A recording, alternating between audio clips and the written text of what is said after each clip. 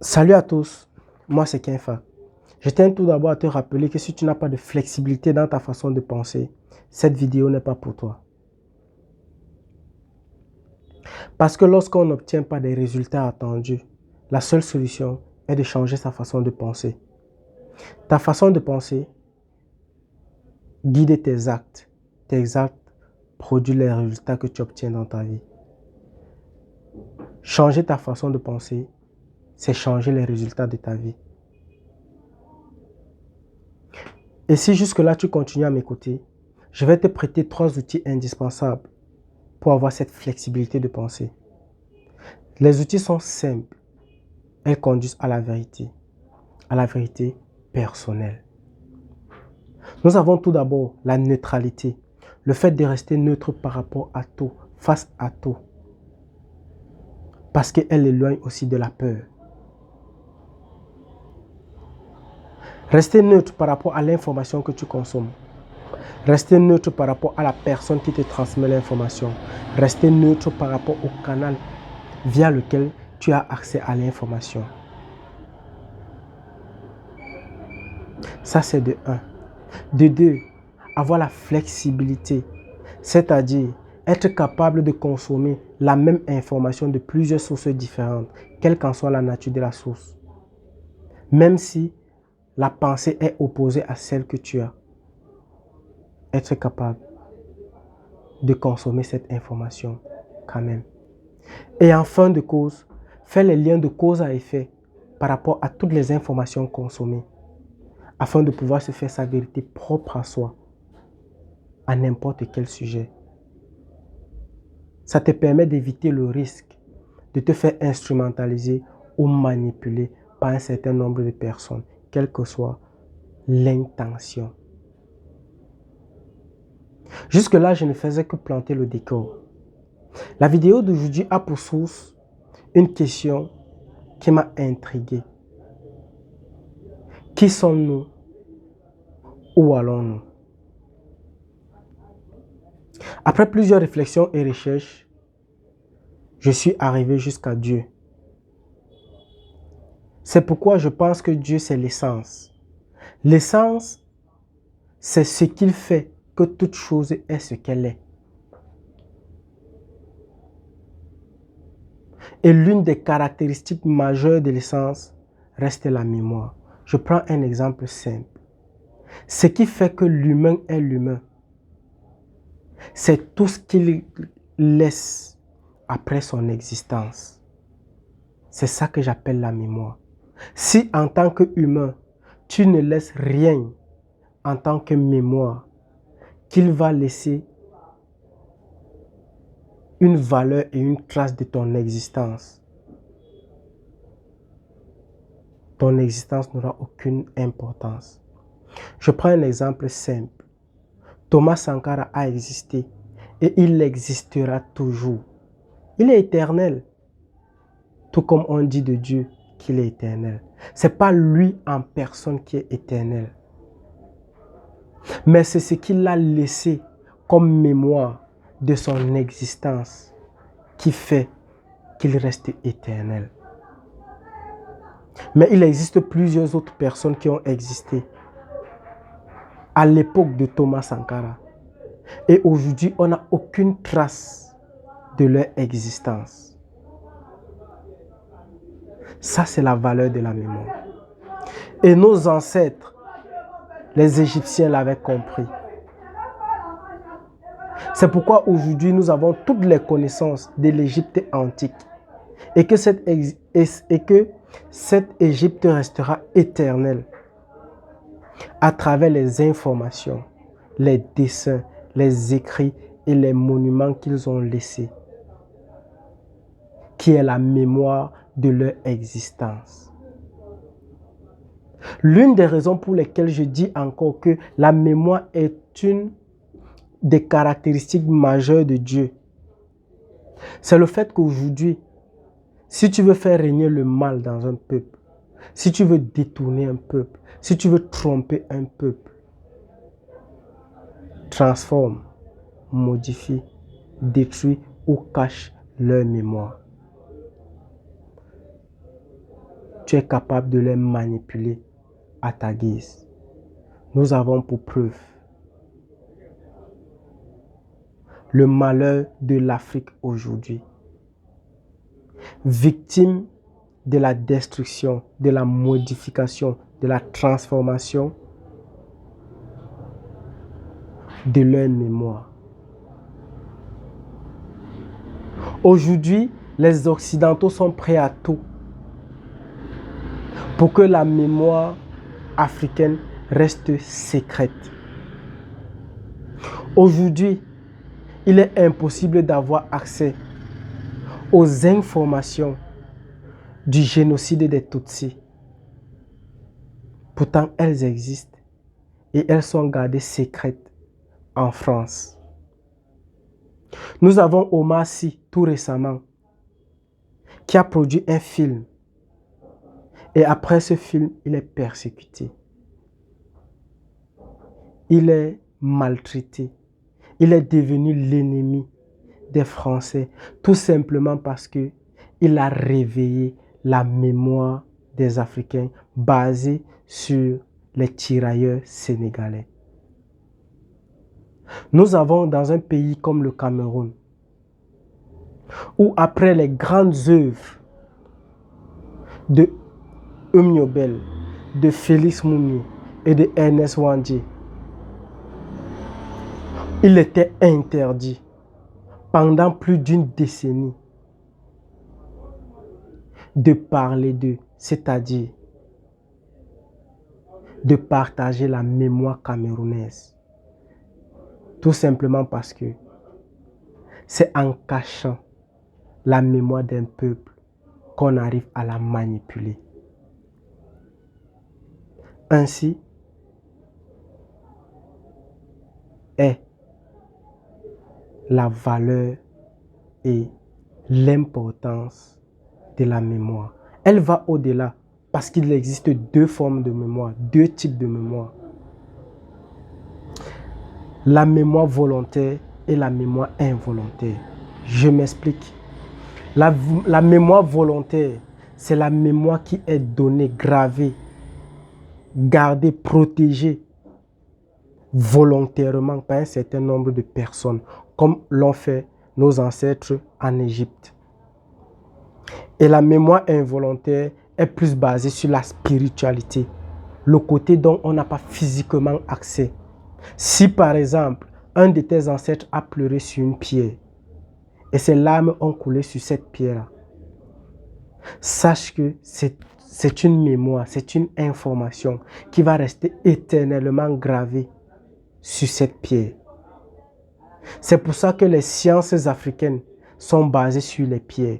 On est capable de lire l'histoire d'un peuple, d'une famille sur une pierre. Parce qu'avant vous, vos ancêtres ont utilisé ces pierres-là. Et sur ces pierres, ils ont laissé des informations involontaires.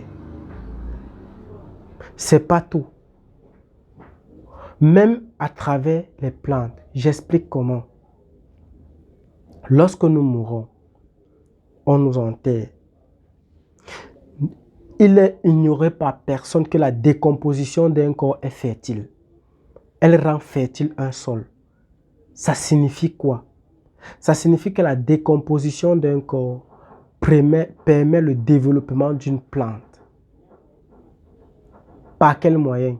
La plante consomme tout simplement l'énergie qui vient de la décomposition de ce corps. Et l'énergie du corps humain, c'est quoi? C'est l'âme. Donc ça veut dire la plante est capable de consommer l'âme du corps humain. Et nous, humains, nous nous nourrissons de ces plantes et de ces fruits. Donc nous recevons involontairement les informations de nos ancêtres à travers les aliments que nous consommons. C'est pour ça que nous avons parfois des personnes qui sont hors du commun, qui paraissent étranges, qui ont par exemple un génie ou un niveau intellectuel ou encore une capacité physique incroyable. Ils l'ont hérité d'une information involontaire.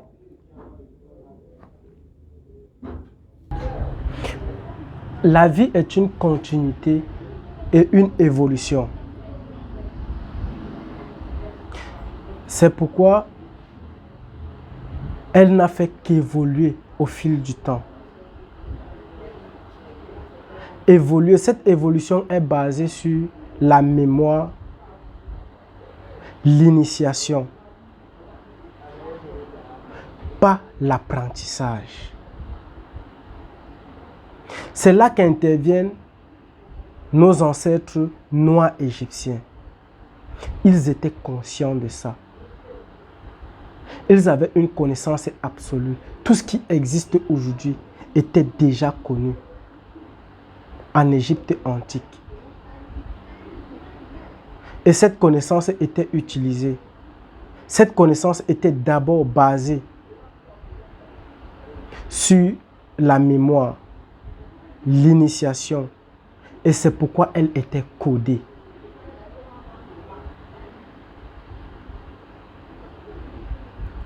Après être corrompus par la souffrance, le malheur, la pauvreté et la famine, les Occidentaux à la recherche d'un monde où ils vont acquérir une meilleure vie sont arrivés en Afrique, plus précisément en Égypte.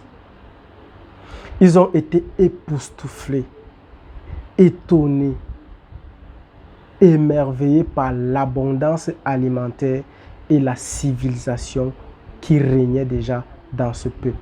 Mais cette civilisation restait primitive, basée sur l'évolution de l'humain.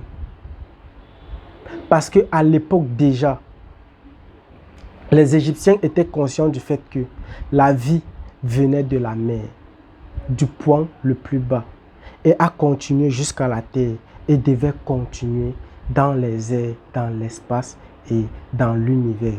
C'est pourquoi les premiers astronautes, les premières personnes à avoir exploité l'astronomie, c'était les Égyptiens.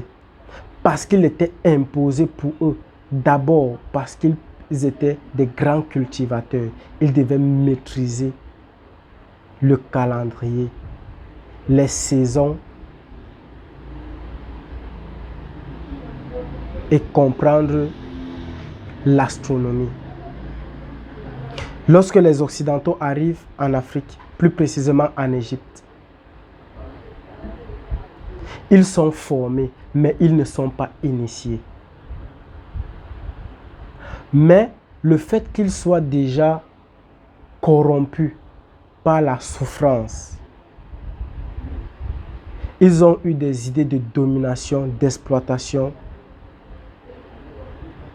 et se sont fait expulser par les Égyptiens. Ça, je vous parle là de l'histoire de Moïse qu'on a transformé, essayant de nous faire croire que les Africains étaient des personnes de mauvaise foi, qui avaient des esclaves et qui étaient capables de tuer tout un peuple. C'est faux.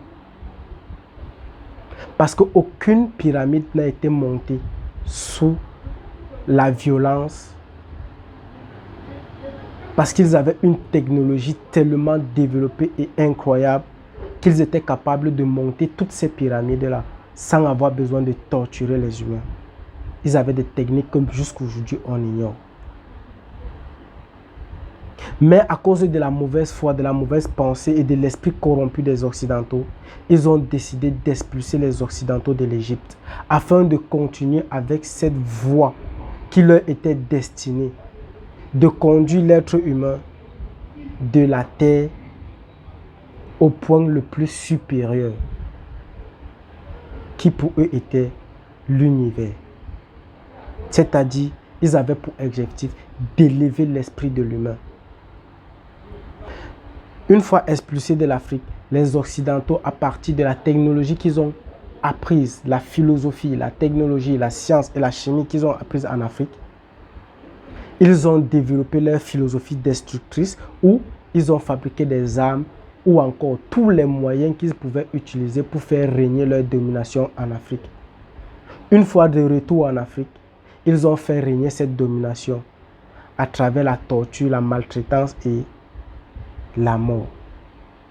Et ont déversé tous les Égyptiens tués dans la mer qu'ils ont appelée la mer Rouge. Et aujourd'hui, ils nous ont transformé cette histoire et ont essayé de nous faire croire que c'est plutôt en voulant poursuivre et tuer un peuple qu'ils sont morts dans la mer Rouge. C'est faux. C'est une déformation de l'histoire. C'est tout simplement parce qu'ils ont été tués, maltraités et torturés par ces envahisseurs. Et leurs corps ont été déversés dans la mer Rouge. D'où le nom de la mer Rouge.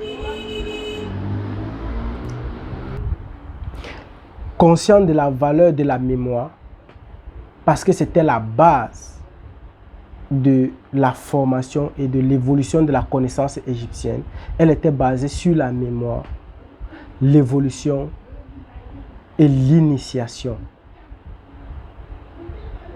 Les Occidentaux, conscients de la valeur de la mémoire, ils ont commencé par modifier, par transformer, par détruire et par cacher la mémoire africaine qui a été donnée en héritage par leurs ancêtres. Mais à cause du fait qu'eux, ils n'étaient pas initiés à décoder, à déchiffrer ou encore à comprendre cette mémoire codée, ils l'ont transformée comme ils pouvaient, tout simplement dans le but de faire régner leur domination et leur esprit de supériorité basé sur l'amour du matériel. Ce qui a condamné l'humain qui était destiné à une vie spirituelle plus grande, plus élevée. Cet humain-là s'est trouvé condamné sur la terre. Je peux le démontrer par exemple à travers la prière de notre Père qui est aux cieux. La prière de notre Père, comme le dit la Bible, est une prière de Jésus-Christ. C'est faux. Jusqu'aujourd'hui, pour ceux qui savent déchiffrer l'hiéroglyphe ou encore les dessins égyptiens, ils sont conscients qu'il est gravé dans des pyramides en Égypte la prière de notre Père qui est aux cieux, avant même l'existence de Jésus-Christ. Et cette prière était tout simplement une façon de coder un message bien précis qui caractérisait l'objectif, le devoir et la valeur de l'humain ou encore des Égyptiens sur la terre. Je vais essayer de vous donner ce que le message décodé de la prière de notre Père qui est aux cieux donne. Et chacun va essayer de faire la comparaison avec la prière elle-même.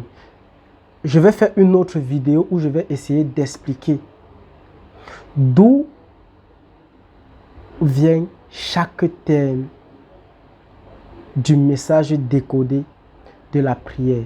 Et sachez que c'est la même chose avec toutes les histoires qui se trouvent dans la Bible. Toutes ces histoires sont un peu comme des fables, un peu comme des mythes, où on transmet ou on exagère en essayant de coder un certain nombre de choses qui doivent être déchiffrées par des personnes initiées.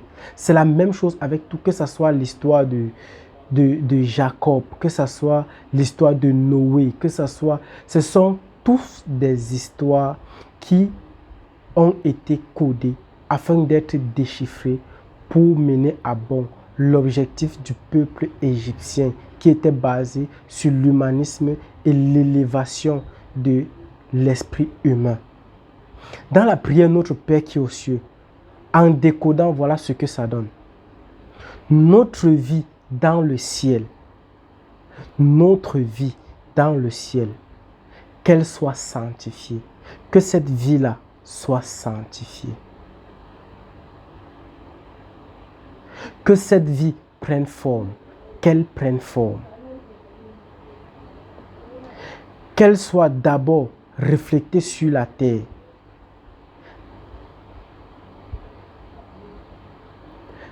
Et que cette présence, que ta présence est source d'abondance. Donc la présence de cette vie est source d'abondance. Pour que le pardon règne dans les cieux, donc pour que le pardon règne dans cette vie que nous allons avoir dans les cieux, faisons-la régner d'abord sur la terre. Ne te détourne pas de ces principes. Donc tous les principes qui viennent d'être cités haut, ne te détourne pas de ces principes. Fais preuve de sagesse. Et tu connaîtras le règne, la puissance et la gloire pour les siècles des siècles. Voilà ce que donne. Voilà ce que donne la prière de notre Père qui est aux cieux lorsqu'on la décode. Pour ceux qui veulent comprendre d'où vient chaque thème, je vais faire une autre vidéo où je vais expliquer comment cette prière fait pour avoir cette forme-ci lorsqu'elle est décodée. Les Africains n'ont jamais connu la barbarie, la sauvagerie ni la violence.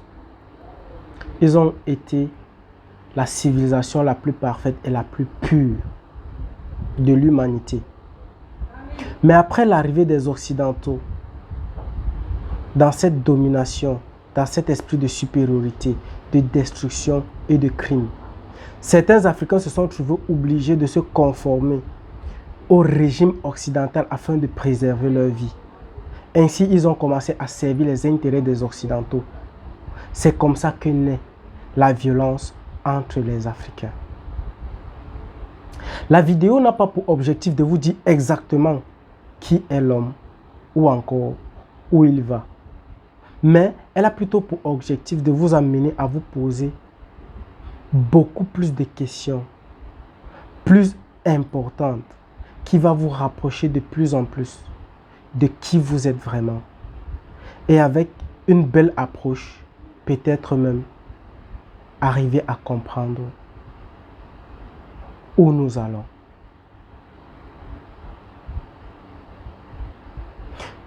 Abonne-toi, partage et n'oublie pas d'activer la cloche de notification.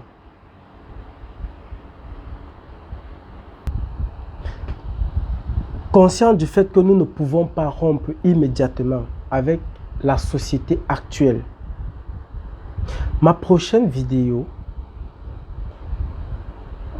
que je vais faire va porter sur une société organisée de telle sorte que nous allons mieux nous rapprocher de qui nous sommes et peut-être avec le temps retrouver nos valeurs et nos vertus